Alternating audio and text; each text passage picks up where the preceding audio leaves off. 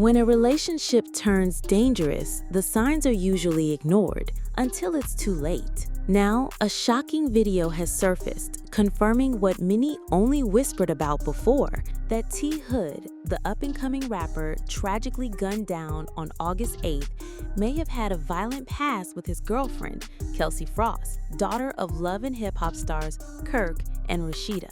The footage is raw, the reactions are explosive, and the fallout? It's turning this tragedy into a full-scale family war. From the moment news broke of T. Hood's death, 7 shots, 5 in the back, the public had questions. Was this self-defense or something much darker? T. Hood's family cried setup. Kelsey denied everything. But then came the video. 2 separate clips allegedly show T. Hood putting his hands on Kelsey.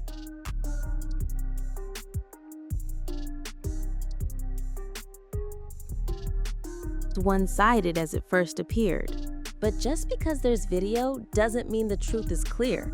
Critics say the footage is old, out of context, or even weaponized after the fact. Meanwhile, both families continue to trade accusations online, with baby mamas, sisters, and friends all stepping into the spotlight. And as more receipts drop, viewers are left wondering who's really the victim and who's rewriting the story.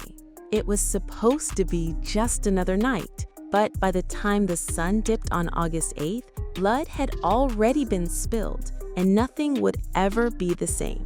According to multiple reports, the chaos started with an argument between Kelsey Frost and her boyfriend, Atlanta rapper T. Hood.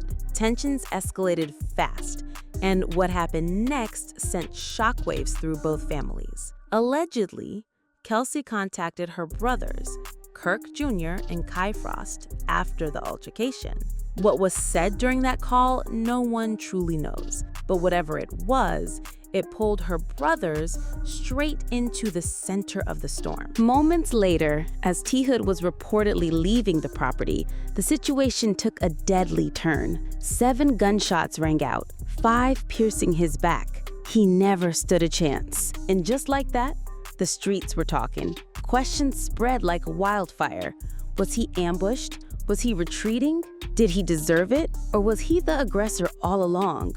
From the very beginning, T. Hood's family insisted this wasn't some unfortunate accident. They accused Kelsey of orchestrating the entire thing, a cold setup, executed with precision and hidden under a veil of chaos. But Kelsey pushed back, hard. In a recorded call with T. Hood's family, she can be heard defending herself, saying, "I don't condone that, brother or not." Her voice didn't sound like a woman with blood on her hands. It sounded like someone caught in a nightmare, trying to rewrite her place in the story. And yet, the details weren't adding up. The police began hinting this might be a case of self-defense. But how could that be? If the shot struck him in the back, if he was walking away, how is that self-defense? That one detail alone has become the core of this entire controversy. It's what keeps his family awake at night. It's what makes the public wonder if justice is even possible when the truth is buried under trauma,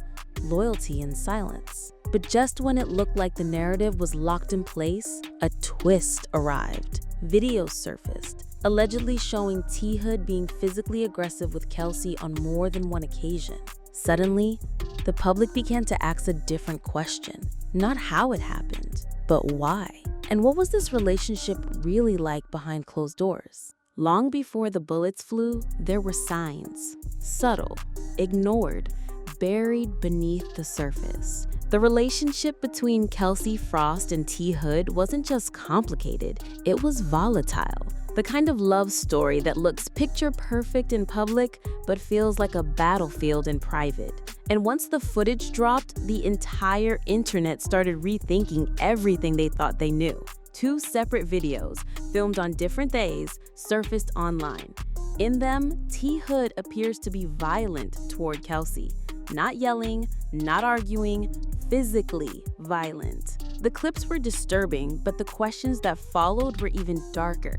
If these incidents really happened, why didn't she leave? Why didn't she call the police? Why was there no official report?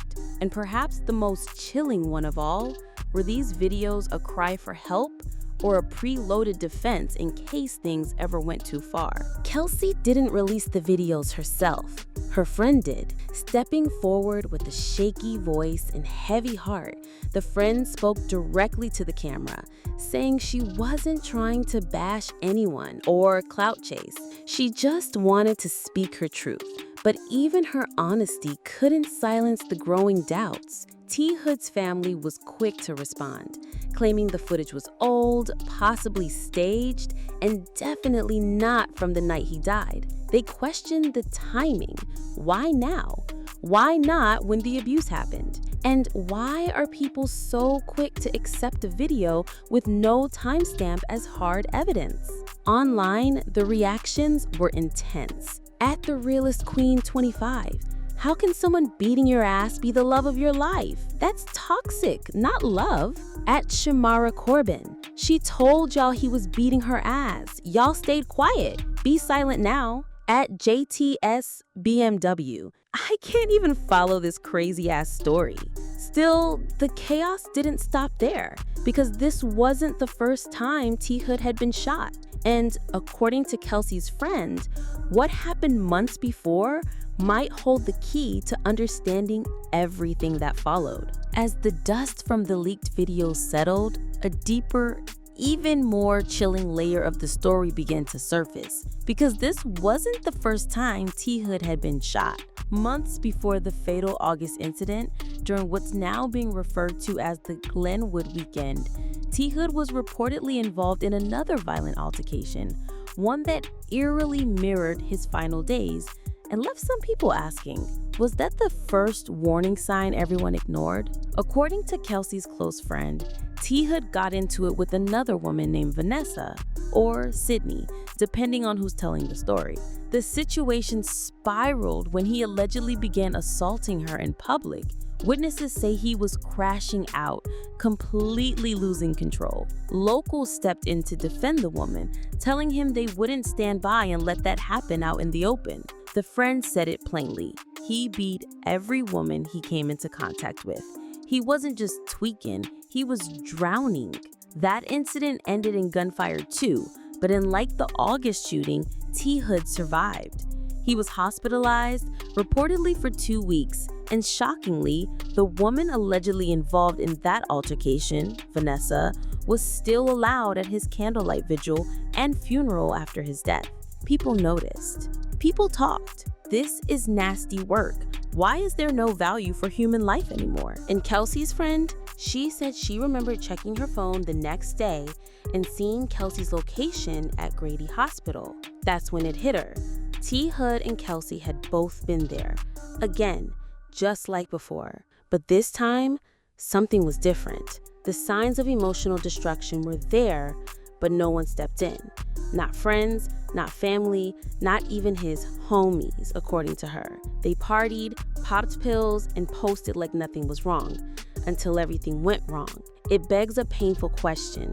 If the Glenwood incident was the warning, why wasn't anything done to prevent what came next? Were people too afraid to confront him?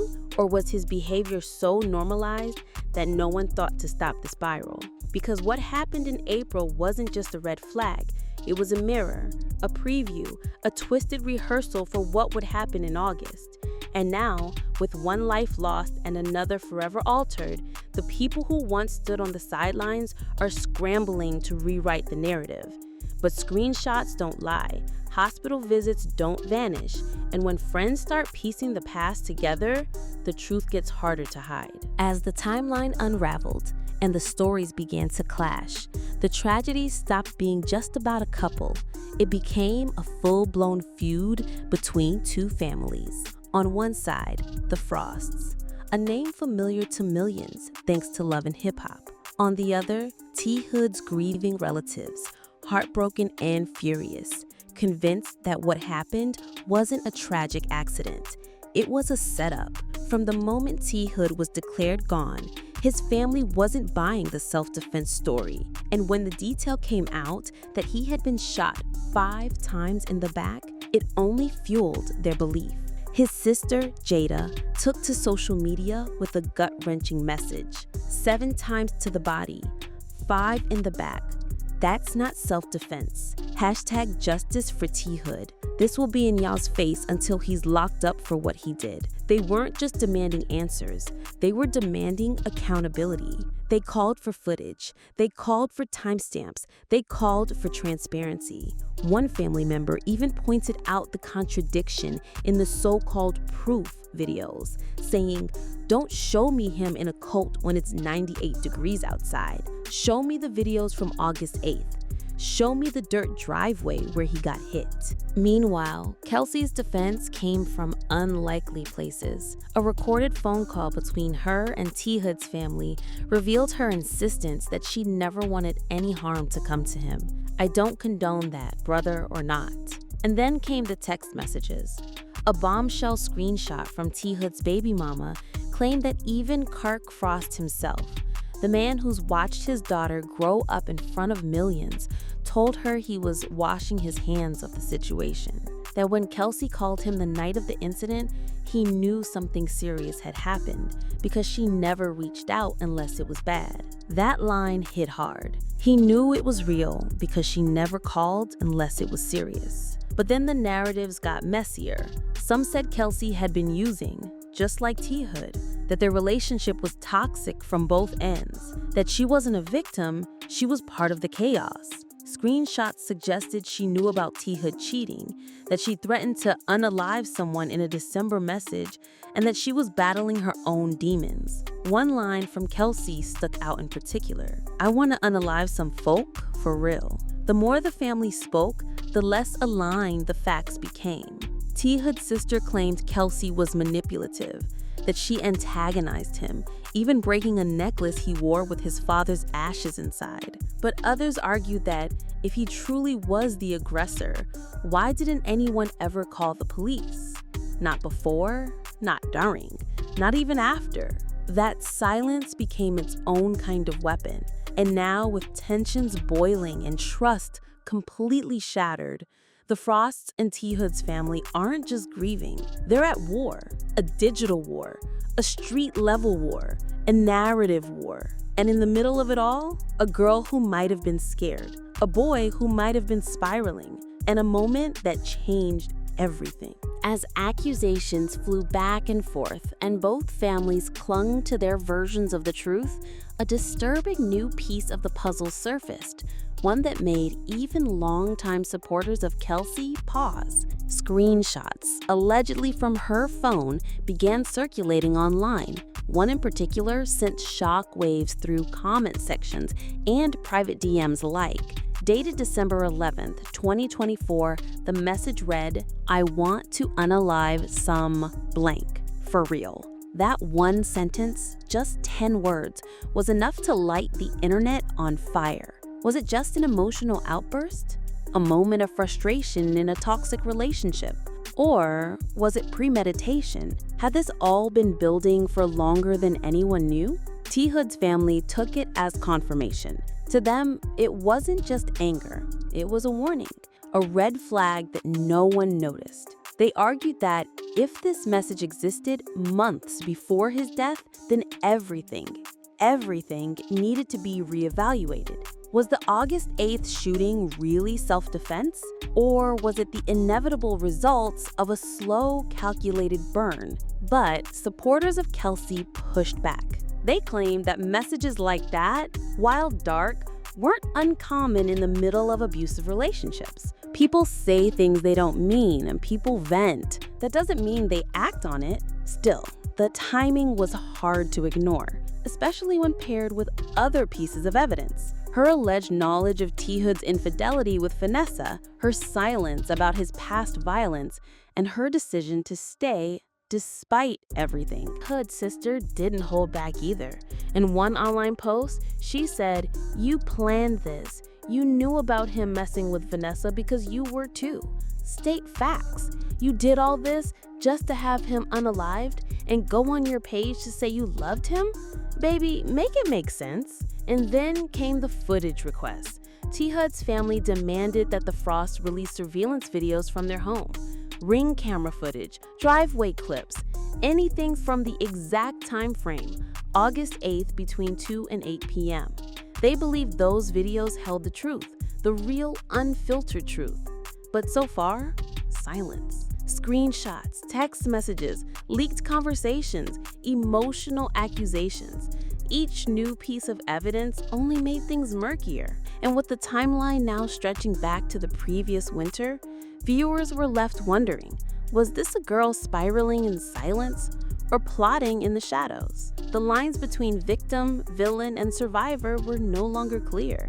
And as more people came forward with their own stories, screenshots, and perspectives, the simple question of what really happened that night became almost impossible to answer without one more critical element: the raw, uncut truth. But in the absence of that, all we're left with are digital footprints, emotional scars, and the haunting possibility that someone saw this coming. If you thought the situation couldn't get any messier, just take a look at the comment sections. Because while both families continued their public back and forth, the internet had already chosen sides, and they weren't holding anything back. Every new post, leaked message, or old video became fuel to a digital wildfire. TikTok, Instagram, YouTube, Twitter, it was chaos everywhere. And in this chaos, people weren't just watching, they were dissecting, investigating, judging. One user wrote, "I can't even follow this crazy-ass story." Another viewer dropped a blunt take, "I don't know how someone beating your ass could be the love of your life. That's silly, insane, and toxic." Others weren't just confused, they were angry. It's very sad that children that have lived a privileged life can get themselves involved in something like this. They should be busy enjoying their parents' money and proceeds from fame. That one stung, and not just because it went viral. It spoke to a bigger sentiment. People couldn't understand how someone like Kelsey, who grew up in the spotlight with resources and support, could end up in such a violent, tragic situation. But maybe that's exactly why she did. Fame doesn't protect you from pain. If anything, it makes it worse when the world watches it unfold. Then there were comments that directly challenged the silence that surrounded the abuse. When she told them he was beating her ass, they had nothing to say. Be silent now. And just like that, the comment section became a courtroom. Strangers arguing about timelines, motives, drug use, loyalty, guilt, and grief, all from behind keyboards. Everyone had an opinion. Everyone claimed to know the real story. But the truth? The truth was buried under layers of broken trust, manipulated narratives, and screenshots without context. Some people didn't even pick a side. They just mourned the value of life itself. Why is there no value for human life anymore? The debate wasn't just about who did what. It became about why no one acted, why Kelsey didn't leave, why T Hood didn't get help, why the Frost family didn't intervene sooner, why the footage from the night of the shooting still hasn't been released. And that's what makes this story so explosive.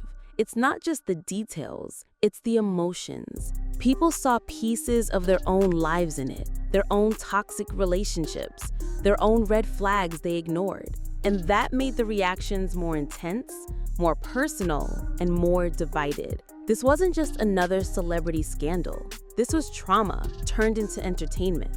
And with every comment and every click, the line between justice and spectacle faded a little more. Once the noise of social media starts to fade, what's left behind is rarely justice. It's grief, it's trauma, it's silence. And in the wake of T Hood's death, the silence is deafening. One man is gone. One woman's life will never be the same. And two families are standing on opposite sides of a canyon that none of them know how to cross. Kelsey Frost hasn't said much publicly since the videos leaked. Her only real defense came through a friend, emotional, raw, and unfiltered. The same friend who now says Kelsey is struggling to walk, physically injured, emotionally broken, and trying to recover in private, while the world labels her everything from victim to mastermind. Her silence, though, has become another weapon used against her. In the court of public opinion, Silence isn't peace, it's guilt. Meanwhile, T. Hood's family continues to demand justice. His sister Jada refuses to let his name fade from the headlines. "This will be in y'all's face until he's locked up for what he did," she wrote. 7 times. 5 in the back. That's not self-defense.